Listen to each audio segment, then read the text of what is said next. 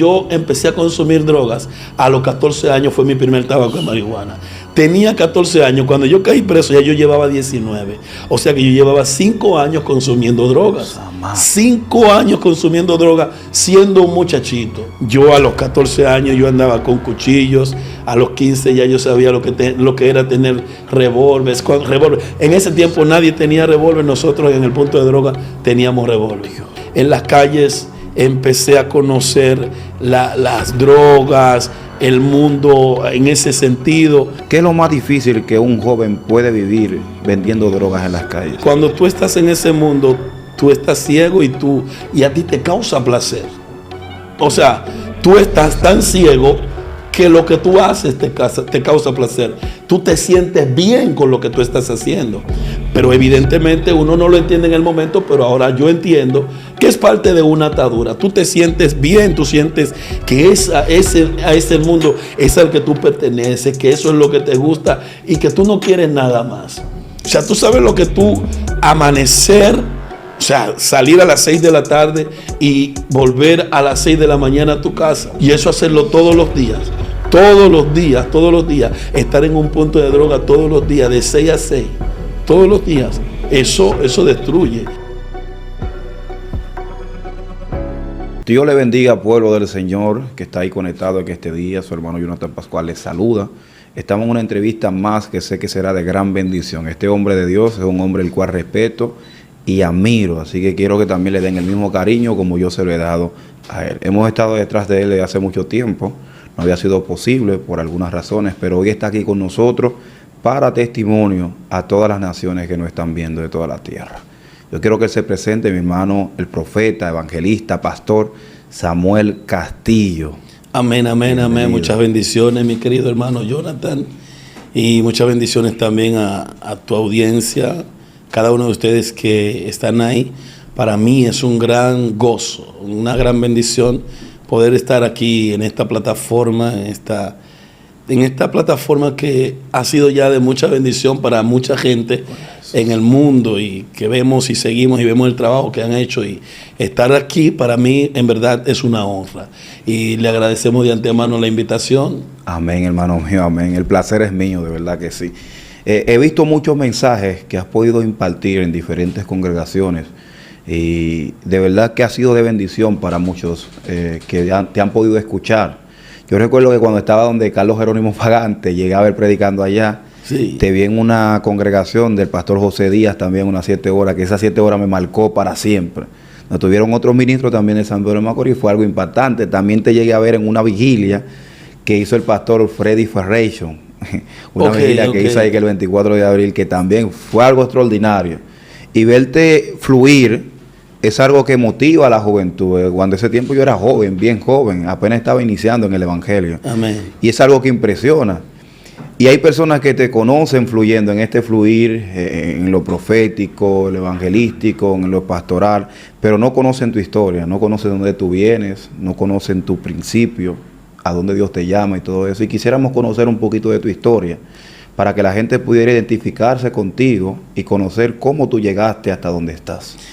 Bien, es interesante hablar de esto porque yo muy rara vez hablo de dónde Dios me sacó.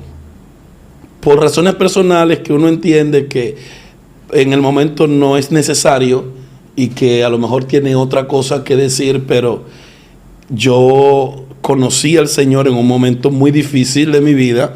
De hecho, estaba preso en la cárcel General Pedro Santana, se llamaba así en este tiempo, la que ahora le dicen Los Azulitos aquí en San Pedro. Estaba recluido, había sido sentenciado a 3 años de prisión y 10,000 pesos de multa por violación a la ley 50 par de 8. Esa es la ley que tiene que ver con la regularización de sustancias narcóticas. Yo fui hecho preso por distribución de drogas y me sentenciaron a 3 años de prisión en ese tiempo. En ese tiempo tenía 1 año de prisión, llevaba 1 año preso, cuando una jovencita como de 14 años, yo tenía 19 años en este tiempo, o sea que ha pasado un buen tiempo ya. Ella se acercó a mí, yo estaba muy drogado porque en la cárcel también yo vendía drogas. Yo hacía de todo en la cárcel igual que afuera, lo único que yo no tenía era la libertad. Y cuidado sí, con más intenso que como lo hacía afuera.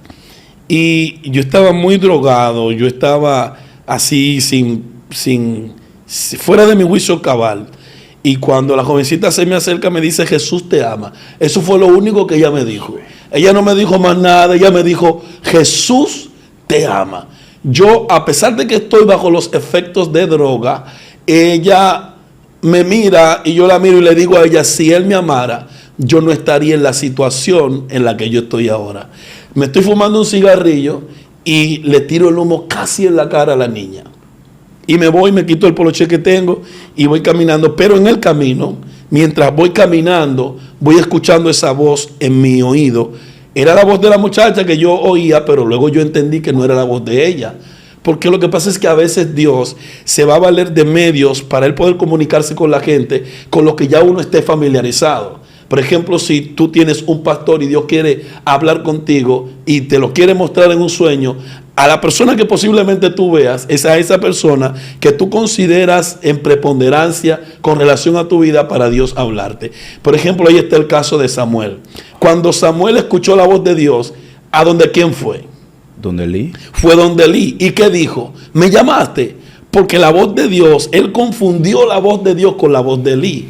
Entonces, eso es lo que va a pasar. A veces Dios te va a hablar y va a usar voces y tú vas a creer que es la voz de alguien que tú consideras muy alto o que te marcó en un momento determinado, pero es Dios utilizando medios humanos para poder conectar contigo. Entonces, cuando yo escuchaba esa voz de Dios, iba en el camino escuchando la voz de esa muchachita que se repetía en mis oídos, de repente algo me pasó, Jonathan. Yo empecé a temblar. Y por un momento yo creí que era el efecto del crack, la marihuana y la cocaína que había consumido ese día. Y dije, me está dando un batrí, así se le decía en ese tiempo, cuando le daba una sobredosis a un consumidor de drogas. Y yo estoy creyendo que me está dando un batrí y caigo de rodillas y yo empiezo a gritar, es decir, a hablar en alta voz. Si de verdad tú me amas, porque lo que yo escuchaba era, yo te amo, yo te amo, yo te amo. Y yo dije, si de verdad tú me amas, yo te voy a dar mi vida para que tú la cambies. La gente, yo escuchaba las voces de la gente, mira fulano, le está dando un batrí, le está dando un batrí. Eso era lo que yo escuchaba. Y yo sabía que no me estaba pasando eso porque yo sentí lucidez. Si me hubiera estado dando una sobredosis, yo no me hubiera sentido como en el momento me estaba sintiendo. Y yo me paré de ese momento más lúcido que toda mi vida. Yo nunca me había sentido con tanta claridad en cuanto a mi percepción de la vida como hasta en ese momento. Es como que Dios te cortó la nota. Exactamente. El efecto del crack, de la marihuana y de la cocaína desapareció. Eso yo no lo entendía, pero luego yo comprendí que cuando Dios llega a la vida de una persona, todo lo que esté en el individuo va a ser erradicado por el poder de Dios, por el poder transformación, el efecto. Y te voy a decir algo, me paré de allí, fui donde el pastor de la cárcel. El pastor de la cárcel, unos días anteriores habíamos tenido un cruce de palabras, yo en mi mundo, ofensivo a él, y él tratando de convencerme. Pero yo le dije algunas palabras obscenas incluso. Y cuando él ve que yo me le presento y le digo que ore por mí, que le quiero dar mi vida a Cristo, él me dice, es verdad. O sea, con un gesto de que él no lo creía, porque un tipo que le dice par de mala palabra, como decimos los dominicanos, un par de mala palabra unos días antes, y ahora se le presenta a él diciéndole que se quiere convertir, que le quiere entregar su vida a Cristo. Entonces ahora él no lo cree. No lo cree porque el gesto, yo digo que no lo cree porque el gesto me dijo eso. Y él me dijo, si es verdad, ponte de rodillas y vamos a orar. Me puse de rodillas, él se puso de rodillas conmigo y oramos. Desde ese día nunca más necesité crack, nunca más necesité marihuana, nunca más necesité cocaína. Yo le puedo mentir a la gente, pero Dios me es testigo. Tú sabes que la gente para abandonar, oye, yo empecé a consumir drogas a los 14 años, fue mi primer tabaco de marihuana. Tenía 14 años, cuando yo caí preso ya yo llevaba 19. O sea que yo llevaba 5 años consumiendo drogas. 5 años consumiendo drogas siendo un muchachito. Samuel, discúlpame que te interrumpa. Yo sé que está muy, muy poderoso el testimonio y yo sé que la gente está sintiendo a Dios ahora mismo con lo que pasó contigo.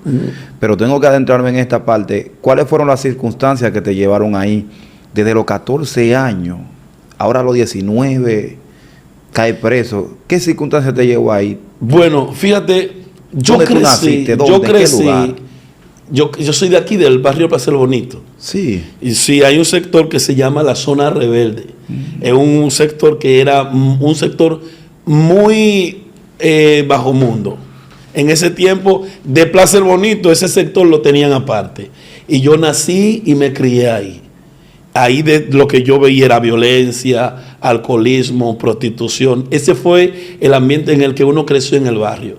Yo crecí en una casa que no era mi familia. Por consiguiente, eso generó cierto tipo de maltratos que esto no lo digo con heridas en mi corazón. Yo no me siento mal cuando hablo de esto. Yo soy una persona que Dios me libertó de todo.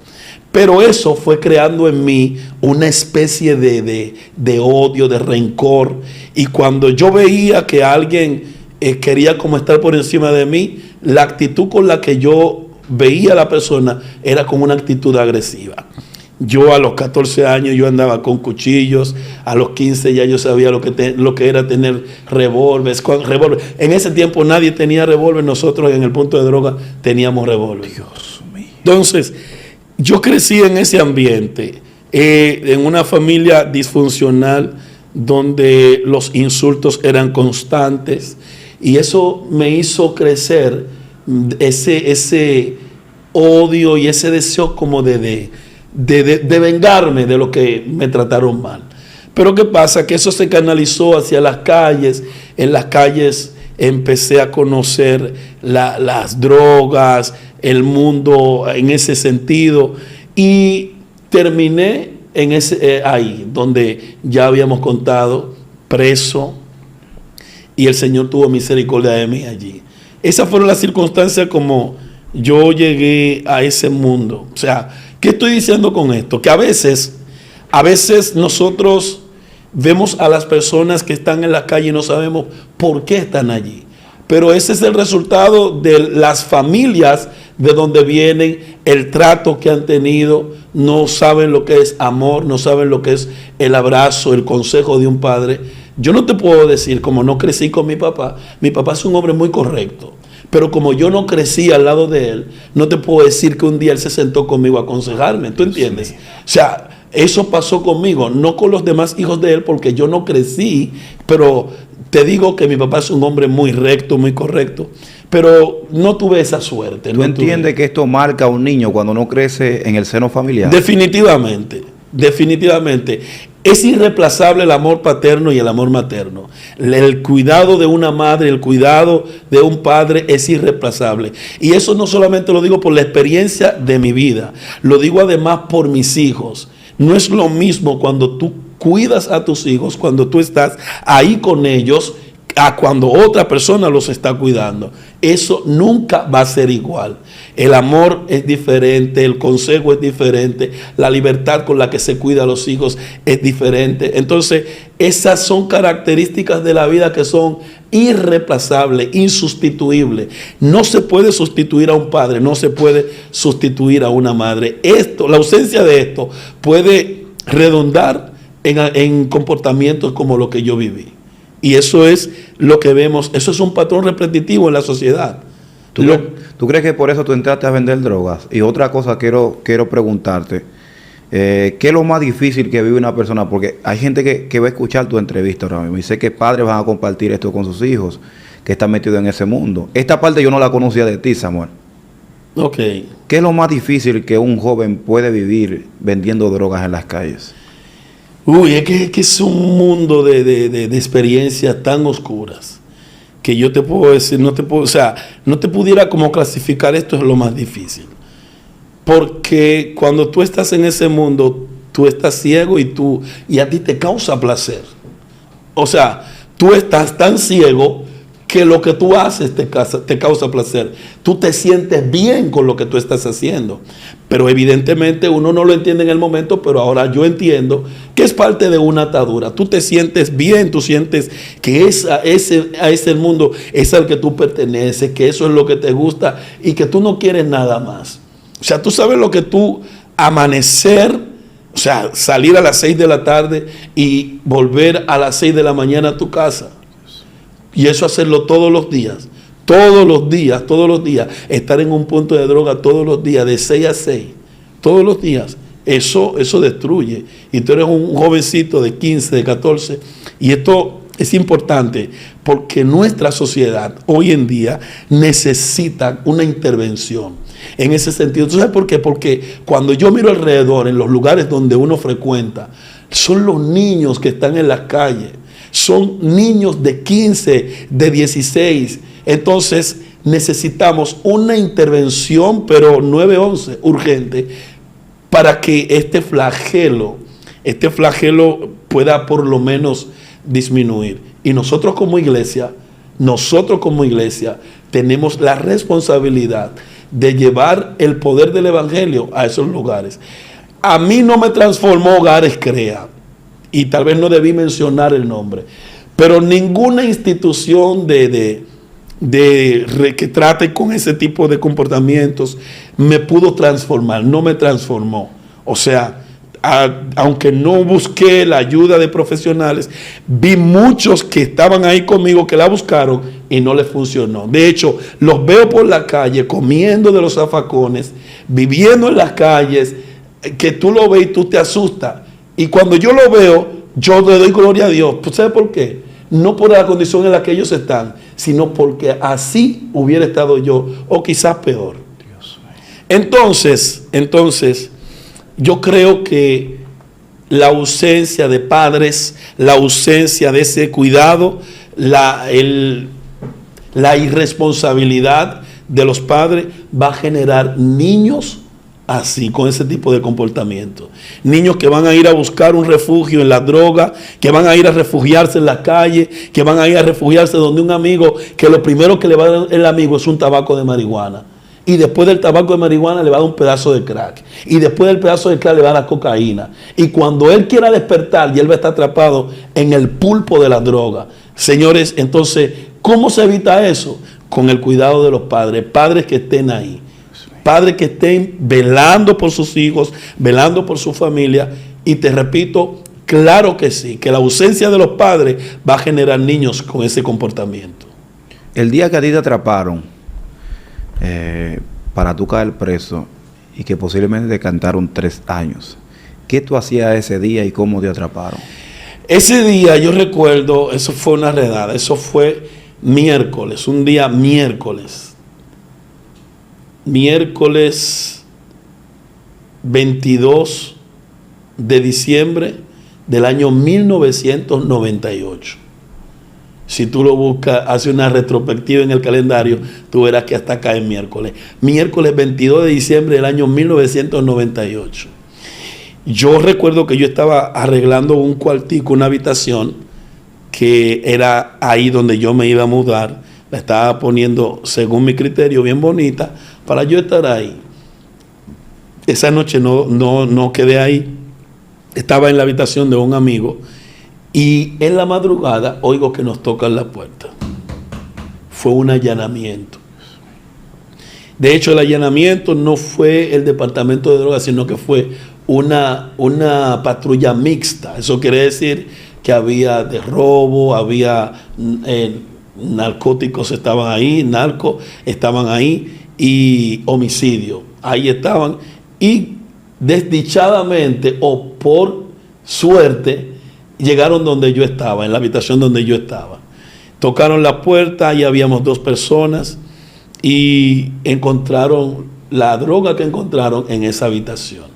Entonces me sentenciaron por esa cantidad de drogas. Ahí fue donde me cantaron 3 años de prisión, 10,000 pesos de multa. Eso equivalía en ese tiempo a 2 años de prisión si tú no pagabas la multa. En ese tiempo era así, no había fianza para droga, en ese tiempo no había fianza, y si tú no pagabas los 10,000 pesos, entonces tú tenías que hacer 2 años de prisión. Entonces, dicho sea de paso, tú sabes que 10,000 pesos en ese tiempo no era como 10,000 pesos ahora. Está haciendo como 100,000 ahora mismo. 10,000 pesos ahora tú lo tienes y ya están gastados, antes de que tú lo tengas. Pero en ese tiempo 10,000 eran 10,000. Y yo no lo tenía. O sea, a pesar de que uno está en ese mundo, la vida es demasiado desordenada. Y tú tienes, pero no tienes. Y así fue. Entonces, te cuento, para no alargar demasiado el testimonio, que cuando esa jovencita me habló, yo le entregué mi vida a Cristo, nunca más necesité utilizar ningún tipo de sustancias narcóticas, ni siquiera cigarrillo. Oye, ni siquiera cigarrillo. ¿Y los amigos tuyos que te esperaron afuera? ¿No te brindaron? Samuel, mira afuera, esto. no, todavía vamos en por paso.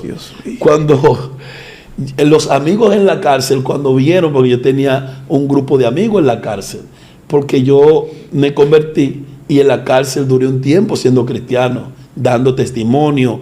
En la cárcel había una iglesia de fuego poderosa, evangélico. Por eso, mira, le voy a recomendar a los evangélicos que visiten las cárceles.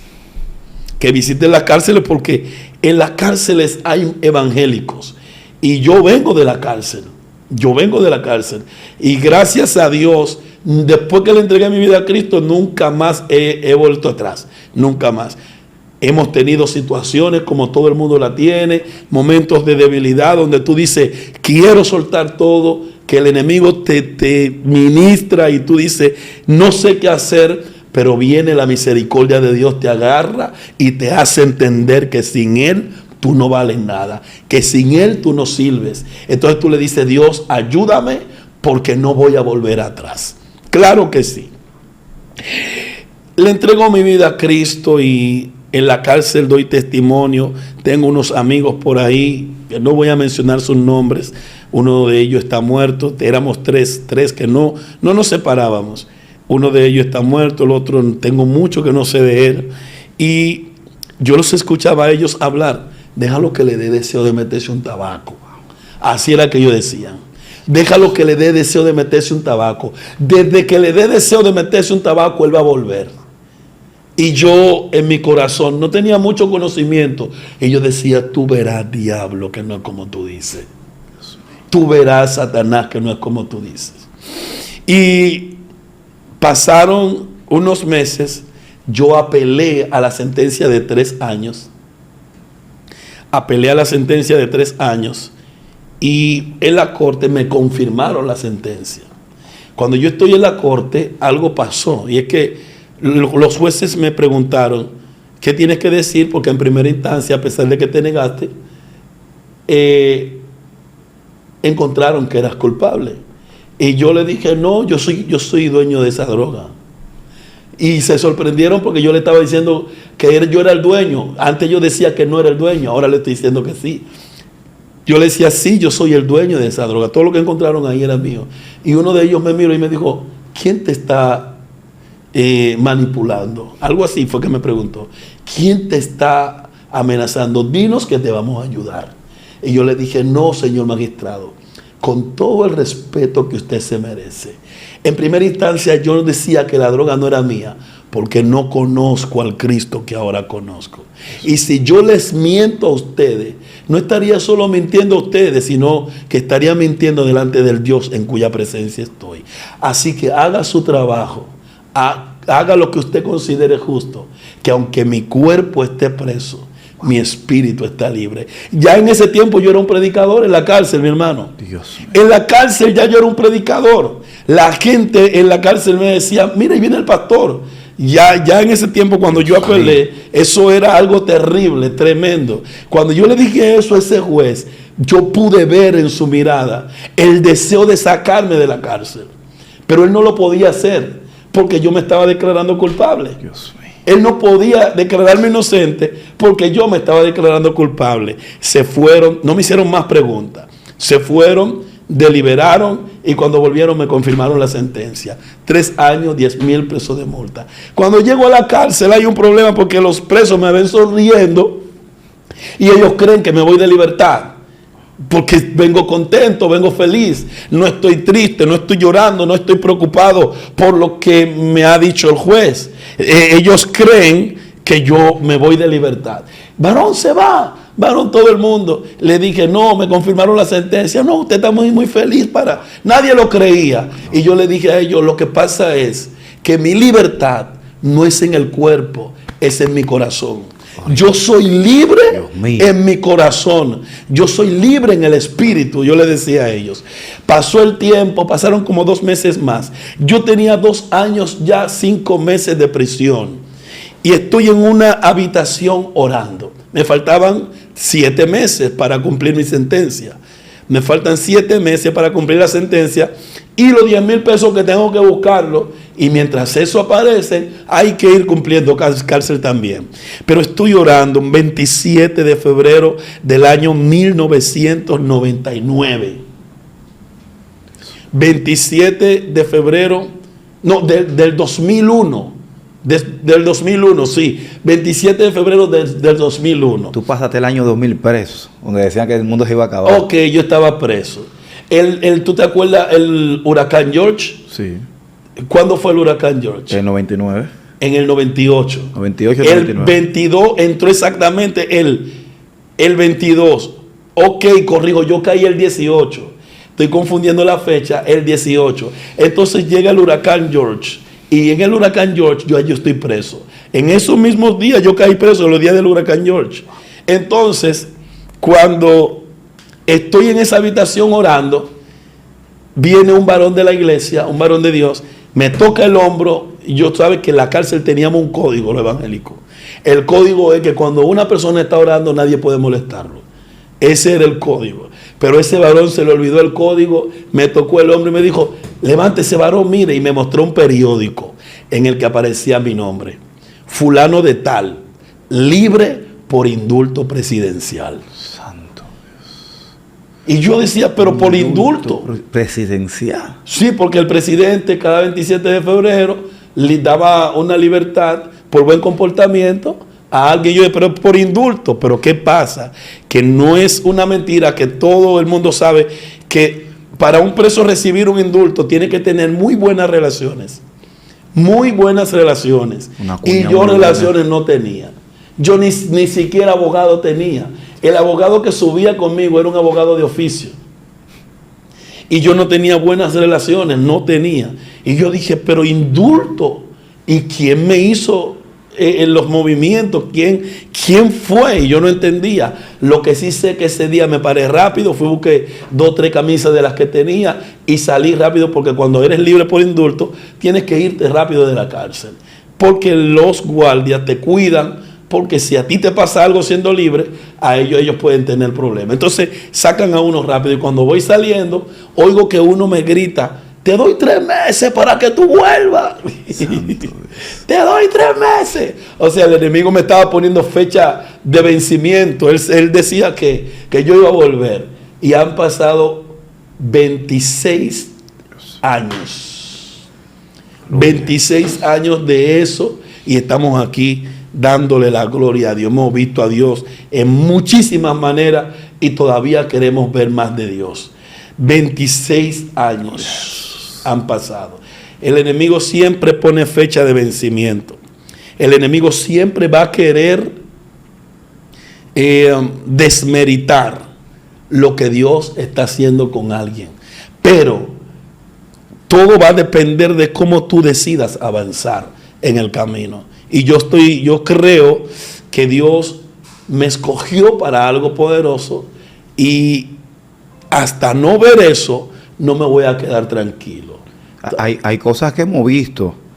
Por ejemplo, Dios te ha usado a ti llamando gente por nombre y por apellido. Amén. Te hemos visto operando en liberación en muchas áreas. Y esto se ha hablado. Yo he hablado con hombres y mujeres de Dios que ahora mismo están fuera del país y me han hablado, me han comentado de ti. Por ejemplo, yo he escuchado al esposo de Gleida Belial hablando de tu persona, que te ha visto fluir también esa atmósfera, lo mismo que Carlos Gil también.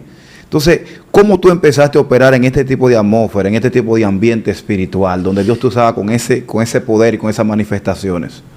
Donde me usaban, no. O sea, todavía eso está vigente.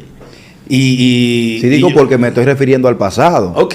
Porque de allá viene hasta ahora. Perfecto. Sabes que yo, cuando salí de la cárcel, en la cárcel se busca a Dios con mucha intensidad. O al menos en ese tiempo que yo estaba allá. Allá yo recuerdo, Jonathan, que para nosotros hacer 15 días de ayuno, eso era una broma. Dios mío. 15 días de ayuno. Yo no ayuno ahora como yo ayunaba antes. Para nosotros hacer 15 días de ayuno en la cárcel, eso era un relajo, una broma. Y yo tenía un pastor que se metía 30 y 40 días en la cárcel.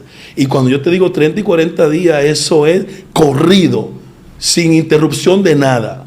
El hombre y nosotros, como estábamos bajo su cobertura, bajo su enseñanza, uno le quería seguir los pasos, pero, ¿sabes? No era lo mismo para nosotros que para él.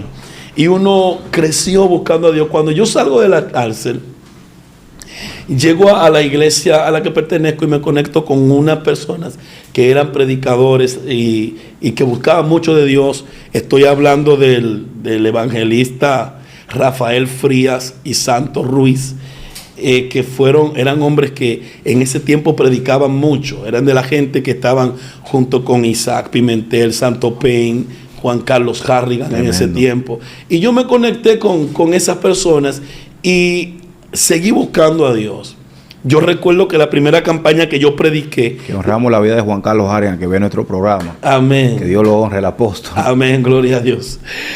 Yo recuerdo que la primera campaña que yo prediqué, oye cómo fue esto, no fue una campaña que prediqué. Era una actividad que invitaron al pastor Isaac Pimentel. Por alguna razón él no llegó y yo estaba ahí. Eso fue yo recientemente saliendo de la cárcel y yo estaba ahí. Y le preguntaron a mi pastor, al pastor de la iglesia que yo me congregaba en ese entonces, que si yo podía. Y él dijo sí. Y me dieron la oportunidad. Eso fue ahí en el barrio Villafaro, en la Sexta Iglesia de Dios en Cristo que pastorea Andrés de la Cruz. Que si él ve esta entrevista, él va a saber que lo que estoy diciendo fue así. Isaac no llegó. Por alguna razón tuvo un inconveniente y me entregaron el micrófono a mí. Y ese día prediqué como que si yo era un evangelista internacional. Se convirtieron 5. Cuando la gente vieron que se convirtió 5, ahí empezó el fluir. Empezaron a invitarme en las iglesias de la zona B, que en ese tiempo era una de las zonas más activas de San Pedro de Macorís, y empezaron a invitarme y eso me fue dando un reconocimiento. Entonces ya Dios me había dado un nombre en mi zona. Luego la voz empezó a correr y recuerdo que Lizardi Mejía fue una de las personas... Mi maestro, Lizardi. Sí. Fue una de las personas que empezó a invitarme fuera en el concilio El Buen Samaritano. Él fue a una actividad, recuerdo que fue una actividad en la zona B, y al ver lo que Dios estaba haciendo, el fluir, él quiso sacarme y empecé a predicar. Luego empecé a moverme fuera de la ciudad y Dios así lo fue haciendo. Pero ¿cómo empecé a operar en eso? Yo atribuyo eso a la búsqueda de Dios en los montes. La gente habla mal de los montes y que no hay que ir. Si usted no quiere ir al monte, no vaya, y nadie está en contra de eso. Pero yo atribuyo eso a los montes. Las experiencias que yo viví en los montes no las he tenido en otro lugar. Los mejores mensajes que yo he predicado, Dios me los dio en los montes, buscando a Dios en oración, en ayuno, o sea, cuando alguien tiene hambre y sed de Dios, eso yo lo atribuyo a eso. Y todavía soy una persona que oro en los montes y que busco a Dios, porque esa es mi forma en la que yo conocí a Dios.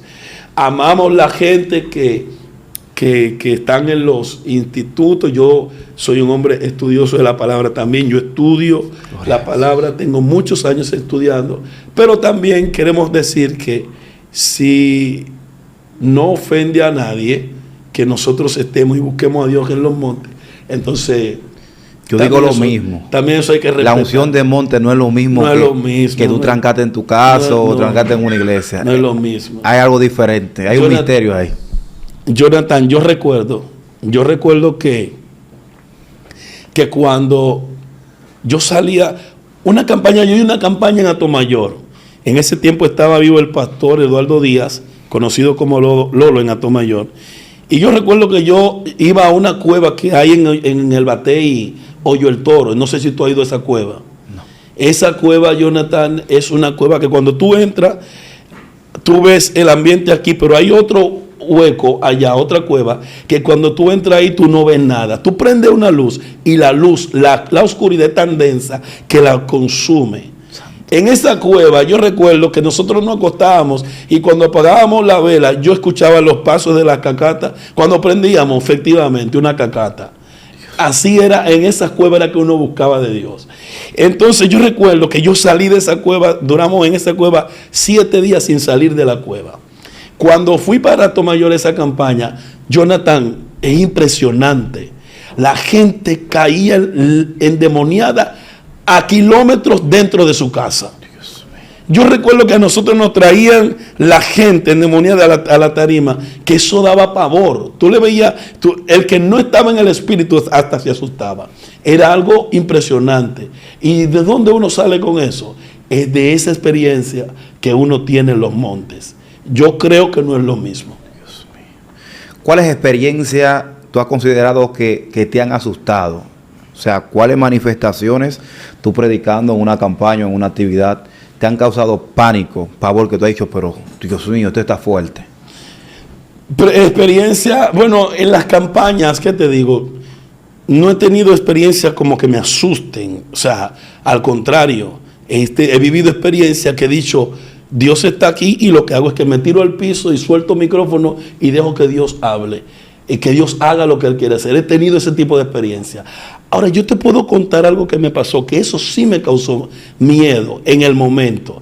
Eso fue cuando nosotros orábamos en el monte de Naíme. No sé si tú llegaste a ir al monte de Naíme. Ese fue el que me vio crecer. Ok. En ese monte, una vez yo salgo de madrugada. Ahí estamos un grupo, estaba Michael Hernández y entre otras personas que siempre íbamos juntos al monte. Ahí Dios me entregó un ministerio. En el monte de Naíme.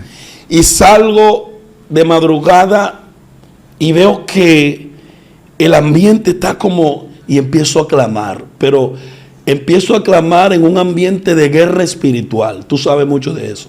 En un ambiente de guerra espiritual, porque siento como una atmósfera rara y uno percibe.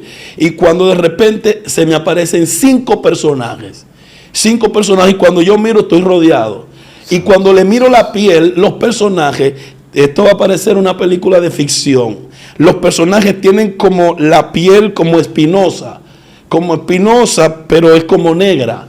Y cuando yo empiezo a clamar alrededor de ellos, ellos se convierten como en ruedas y empiezan a rodar alrededor de mí. En ese momento, un temor vino a mi corazón, pero lo que yo hice fue seguir clamando. Y mientras clamaba en el nombre de Jesús y reprendiendo, se fueron. Y cuando se fueron, yo digo, ¿pero qué es esto? Salgo y me acerco a los muchachos y les cuento lo que me pasó. Esa experiencia te puedo decir que fue la experiencia que me causó miedo o un cierto tipo de temor dentro de ese tiempo de búsqueda de Dios en los montes. ¿Qué tú crees que era eso? ¿Tú crees que eran ángeles o que eran demonios? No, eso eran demonios. Eso eran demonios, porque yo reprendí y ellos se fueron. Entonces, uno sabe cuando hay un ángel, creemos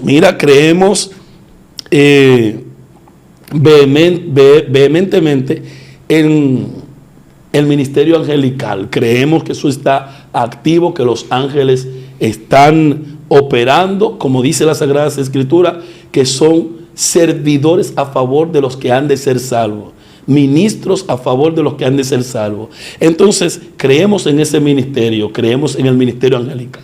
Pero también entendemos que hay demonios y ellos no tienen cuerpo físico, pero pueden tomar una forma aparentemente física. Y yo atribuyo en mi experiencia que esos personajes eran demonios. porque reprendimos y se fueron cuando reprendimos. ¿Qué tú crees que ellos fueron a hacer en ese momento contigo ahí? Porque las personas no saben que cuando tú clamas, o cuando tú adoras, o cuando tú buscas a Dios de una forma, se activa algo en el mundo espiritual. Entonces, me imagino que cuando tú clamaste, algo se desató, que ellos tuvieron que correr. Entonces, ¿qué tú crees que ellos fueron a hacer en ese momento? Porque el lugar donde tú estás hablando, Naime, aunque ahí se buscaba a Dios, había una parte donde también se hacían brujería. Se hacían brujería. Y tú lo encontrabas, cuando tú te metías para la Javilla, para que tú veas, yo sí. sé, ¿no? Para el lado de la Javilla, tú encontrabas toda la brujería clavada y clavada en la mata de Javilla, que eran árboles, al ser viejos, eran árboles donde se invocaba demonios. Y que la mata de Javilla, tradicionalmente los brujos la utilizan para hacer trabajo de hechicería. Hubo una hermana que explicó para qué. Okay. Y ahí dice que cuando llamaban el nombre original de ella, la mata de Javilla pujaba. Entonces la gente que ellos llevaban, si le agarraba el tiempo, ellos abrían el árbol como si fuera una casa y metían la gente ahí. Y con la oración la cerrada. Entonces es algo bien peligroso. Wow. Entonces así, yo me encontré en muchas ocasiones. Fuerte. En ocasiones nosotros nos encontramos. Incluso tuvimos confrontación con personas que iban a hacer trabajo de brujería. Yo recuerdo que una vez entramos para allá, para esa área, estamos clamando y encontramos que estaban haciendo un trabajo y ellos lo que nos dijeron es: no se metan con nosotros, que nosotros no nos metemos con ustedes. Eso fue lo que nos dijeron. Cuando nos miramos uno al otro y dijimos: vamos a dejar a esa gente, y seguimos clamando para otro lado. ¿Qué fueron a hacer ellos? Fue tu pregunta. ¿Qué fueron a hacer ellos? Yo asumo que fueron a hacer lo que hacen los demonios. La Biblia dice que el ladrón no viene sino para matar, hurtar y destruir. Y el enemigo esa es la misión tripartita de Satanás. Aunque esto se puede expandir en diferentes aspectos, lo que él hace es hurtar, matar y destruir. Todo lo que ellos vinieron a hacer tenía que ver con eso. Y eso es para mí indudable. Yo creo que fueron a hacer algún daño, a causar algún temor o a tratar de amedrentar para que uno no siga. Pero ¿por qué tú te quedaste ahí? Y tú vas, porque es algo como ilógico. Yo he visto, tengo experiencia allá, por ejemplo, viendo un gato caminando en 2 patas, que es algo como raro.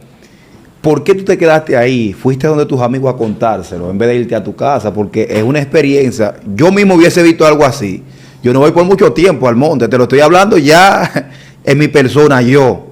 Entonces, ¿por qué tú vas donde tu amigo a contarle: mira, tuve esta experiencia y no te fuiste para tu casa? Es que eso era parte de nosotros. O sea, ese ambiente de guerra espiritual, como que uno vivía eso. Era como uno tan deseoso de buscar a Dios, y uno había entrado a esos montes a buscar a Dios. Eso uno lo hizo como parte, y eso no le causaba a uno de que el temor para uno no volver, no ir al monte. De hecho, nosotros duramos amaneciendo en ese monte casi 3 años sin dormir en casa. Que yo me acuerdo que yo nada más dormía fuera del monte cuando yo estaba predicando fuera de la ciudad y tenía que amanecer fuera de la ciudad. Porque en este tiempo uno se desplaza el mismo día porque uno se va en vehículo, pero en ese tiempo uno tenía que amanecer en iglesia. Uno predicaba y tenía que amanecer en la iglesia donde uno predicaba, ni siquiera en una habitación. Entonces, cuando eso pasaba, entonces yo amanecía fuera del monte y duramos 3 años aproximadamente, noche por noche, yendo al monte. Noche por noche. Lloviendo, o sea, frío. Con lluvia, hermano, con lluvia. Yo recuerdo que nosotros nos íbamos debajo de lluvia. Y como se dieron las lluvias, fue ahí que fuimos implementando las casitas para que cuando lloviera uno poder tener donde son los fundadores de ese monte. Exactamente. Y no tuve miedo de seguir yendo al monte, porque nosotros sabíamos detrás de qué andábamos. Samuel Castillo anda con ángeles designados por Dios, que tú sepas. Que yo sepa. ¿Tú quieres que te responda eso bíblicamente o quieres que te lo responda experiencia? De tu experiencia. En mi experiencia, yo creo que sí. Yo creo que sí. Creo que donde quiera que nosotros vamos, creo que donde quiera que he ido, hay ángeles que andan con nosotros. Yo creo en el ministerio angelical. Pero sobre todo creemos que Dios camina con nosotros donde quiera que vayamos. Esto no es incongruente, porque la gente dirá: pero ¿para qué ángeles si Dios anda con ellos? Bueno, es parte del sistema operacional del cielo.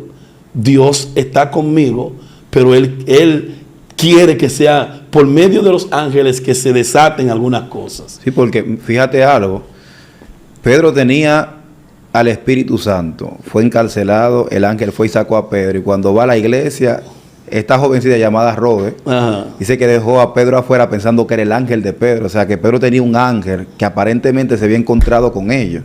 Así es. Y ellos sabían detallar qué era lo que andaba con Pedro. Entonces por eso te hice la pregunta. Y eso es tan fuerte que la muchacha vio al personaje y ella... Oye, ¿cómo es esto? La experiencia espiritual para ellos era tan real que ellos no sabían distinguir entre la realidad y la espiritualidad. ¿Tú entiendes lo que estoy diciendo? Porque para ella era algo espiritual lo que estaba viendo. O sea, para ella no podía ser Pedro, pero era Pedro. Entonces ella no sabe distinguir si es real o es algo espiritual lo que está viendo. O sea, las experiencias que ellos tenían como iglesia eran tan reales que se confundían entre la realidad y la espiritualidad.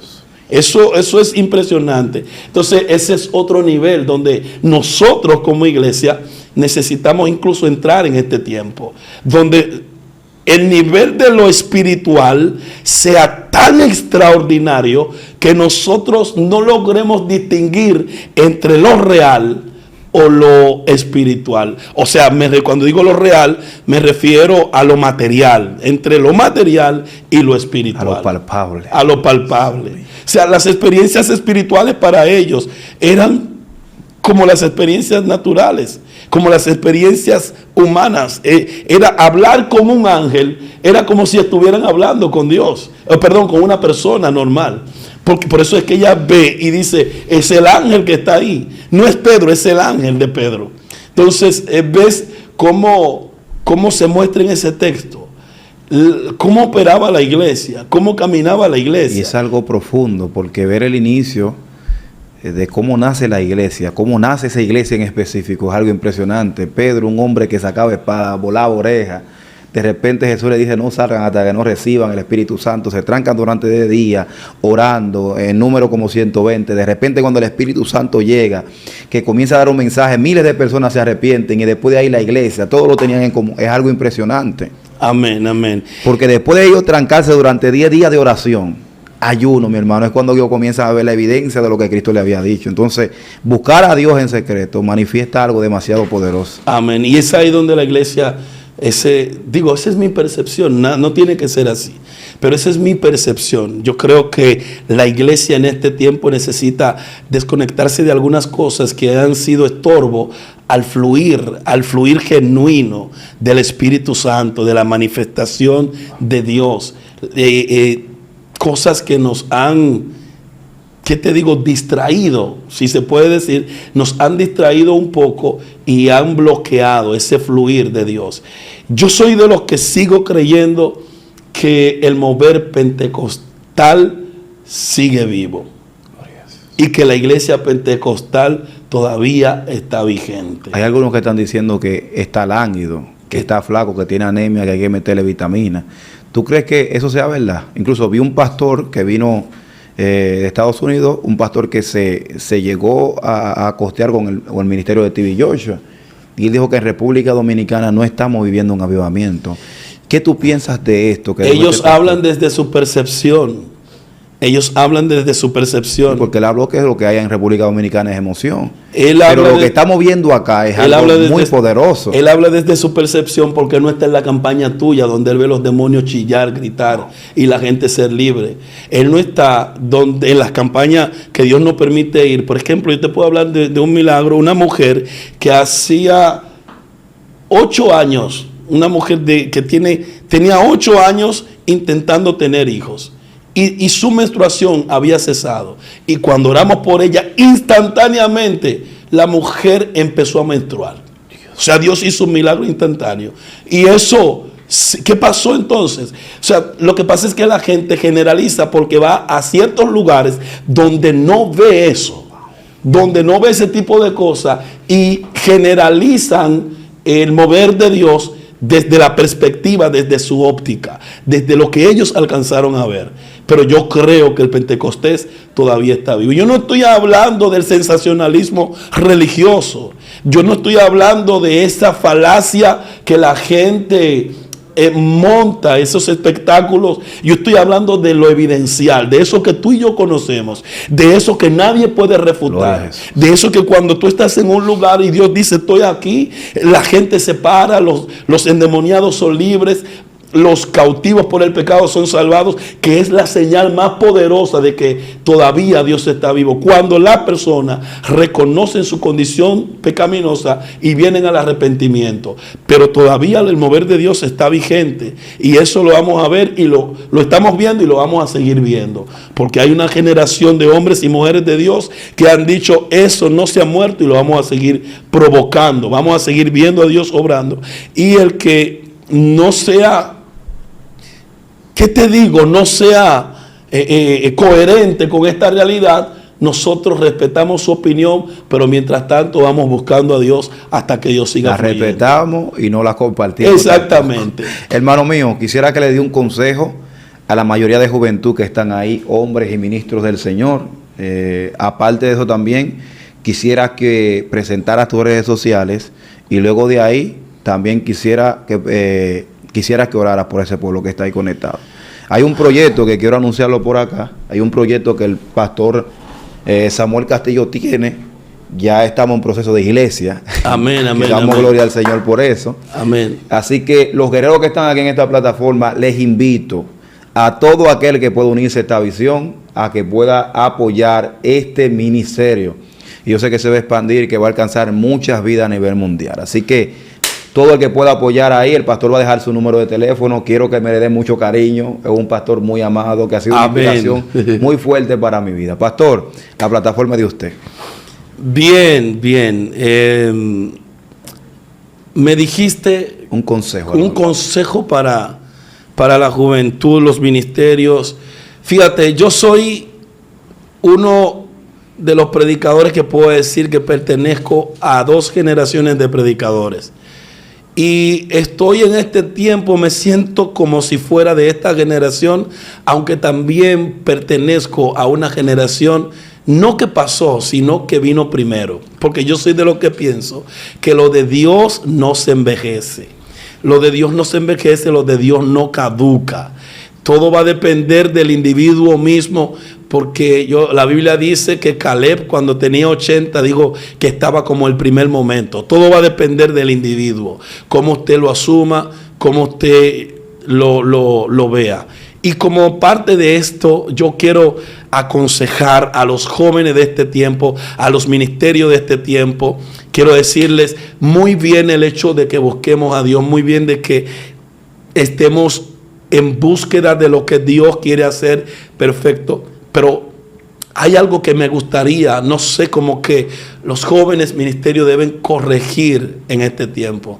Necesitamos gente de más intimidad, gente de más relación, gente que se preocupe menos por los medios sociales y que se ocupe más en buscar a Dios. Esto va a ser un poquito chocante, pero tengo que decírtelo de parte de Dios. ¿Y por qué tengo que decirlo? Porque he visto un flagelo, y es que la gente está en los medios de comunicación no porque tiene la genuina intención de alcanzar la vida para Dios, sino porque aman viralizar sus ministerios, aman viralizar sus mensajes, aman viralizar sus frases. De hecho, he visto personas que utilizan frases en los medios de comunicación solo para que otros la usen en otros videos, porque eso le va a generar ciertos beneficios, y esa no debe ser la intención original de este santo evangelio. Ok, usa las redes sociales como una herramienta poderosa para llevar el evangelio de Cristo, y si ese también puede ser tu medio para sustentar tu ministerio, gloria a Dios. Pero entiende cuál es la intención original, la verdadera intención de este evangelio es que Dios sea glorificado y que las almas sean alcanzadas. Yo quiero dejarte con esa palabra desde mi humilde opinión, sin ánimo de intentar aplastar ni destruir, simplemente parte de una óptica personal que creo que puede bendecir tu vida. Recuerda esto: los profetas de Dios tienen intimidad. Los profetas de Dios se encierran a hablar con Dios, a escuchar la voz de Dios, para luego traer esa voz fresca al púlpito, a los altares e incluso a las plataformas sociales. Y este es el consejo. Yo quiero orar por cada una de las personas que estuvo ahí mirando esta entrevista. Quiero orar y quiero desear que los cielos se abran sobre tu vida. Estoy orando por cielos abiertos sobre ti. Estoy orando para que la mano de Dios sea manifestándose a tu favor. Estoy orando para que la gloria de Dios descienda sobre tu casa, sobre tu vida, sobre tu familia, sobre tu ministerio, sobre tus proyectos. Cada cosa que quisieras realizar en Dios, yo oro para que sea prosperado en el nombre poderoso de Jesús. Yo oro para que la gloria del Eterno sea contigo donde quiera que tú vayas, que todo lo que toques sea bendecido en el nombre de Jesús. Oro si hay alguien ahí con una enfermedad, en el nombre de Jesús oro para que la enfermedad se vaya. Si alguien ahí ha sido tocado y necesita entregarle su vida a Cristo, oro para que eso sea una realidad. Si alguien está padeciendo de alguna situación, oro para que Dios haga el milagro en esta hora. Cielos abiertos sobre tu vida en el nombre poderoso de Jesús. Como dijo Jonathan, estamos en un proyecto de levantar una iglesia.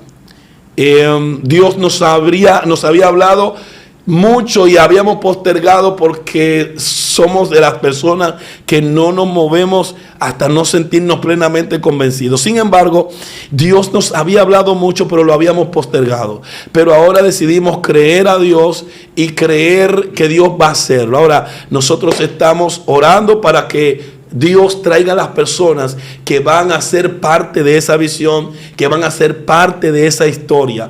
Así que usted va a ver nuestro número ahí en pantalla. Llámenos, escríbanos y será de mucha bendición para la obra de Dios. Jonathan. Pastor, su número de teléfono, délo, tiene que anunciarlo. El número de teléfono 829-393-4682. Ahí me puede encontrar en WhatsApp también, a mis redes sociales. En Facebook me puede conseguir como Samuel Castillo Vargas. En YouTube me puede conseguir como Profeta Samuel Castillo. Puede ir a TikTok también y estamos ahí como Pastor Samuel Castillo. Usted puede buscarnos y ser parte de nuestro ministerio. El Señor sea bendiciendo su vida de manera muy especial. Les invito, hermano, vayan a esas plataformas. Yo sé que será de gran bendición. Me imagino que el pastor también enseña la palabra en las diferentes redes sociales. Así que también son 15,000 mensajes. Escríbale también al pastor. Amén. Yo sé que le va a ayudar bastante. Claro, pastor, sí, claro, un honor para mí.